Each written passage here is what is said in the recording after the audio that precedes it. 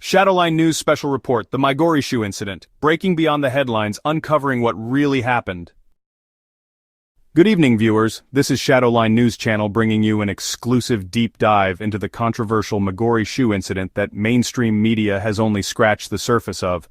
What you're about to hear reveals the complex truth behind a moment that has ignited Kenya's political landscape.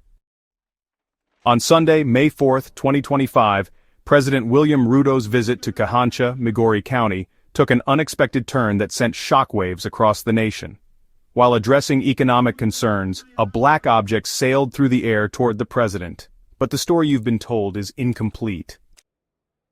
Our investigation reveals a critical detail being suppressed in conventional coverage. The object wasn't just any shoe, it was a croc, one that several attendees had been playfully carrying as a makeshift phone to capture the event. This wasn't simply a weapon of protest, but a prop that had been passed between multiple hands moments before the incident. What's particularly striking is the proximity. Our sources confirm the individuals were positioned mere meters from the president, raising serious questions about both security protocols and intentionality. At this distance, was this a calculated act of defiance or something far more complicated?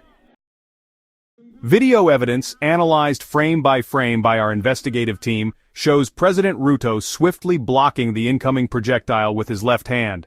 Contrary to viral claims of a direct facial hit, the croc sailed over his head, landing behind him after contact with his arm. The aftermath was immediate. Security personnel swarmed the area, pushing back the crowd despite the president's instructions to stop. 3 individuals were promptly detained, with Interior Cabinet Secretary Kipchumba Murkomen suggesting this may have been politically motivated and premeditated. But there's more beneath the surface. A curious statement from Dennis Itumbi, a senior official in President Ruto's office, described the incident as a misunderstanding. According to Itumbi, the croc was initially held in jest, a makeshift attempt to mimic a camera, before another individual's action sent it flying unexpectedly. Even more intriguing is the emergence of an individual named Sam Mburu, who has expressed interest in finding the shoe camera guy to offer him a real phone to channel that creativity into content. Is this a genuine gesture or something more calculated?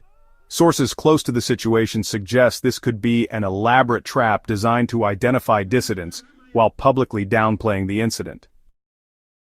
The historical context cannot be ignored. Migori has a precedent for such expressions of political dissent. In 2014, former President Uhuru Kenyatta faced a similar situation in the same region, after which security measures were significantly tightened, with officers specifically monitoring attendees wearing open shoes. Political analysts note the significance of this occurring in Migori County, historically a stronghold for veteran opposition leader Raila Odinga, who competed against Ruto in the 2022 presidential election. Though the two have reportedly reached a political agreement, this incident exposes the persistent undercurrents of resistance in the region. As political analyst Eric Nyamweya observed, while people laugh, acts like these highlight simmering public resentment. A shoe is symbolic. It's not just about anger but humiliation. The proximity of the perpetrators to the president raises profound questions about security protocols. How could individuals carrying unconventional items be positioned so close to the head of state? The immediate arrests following the incident suggest authorities were caught off guard by what transpired.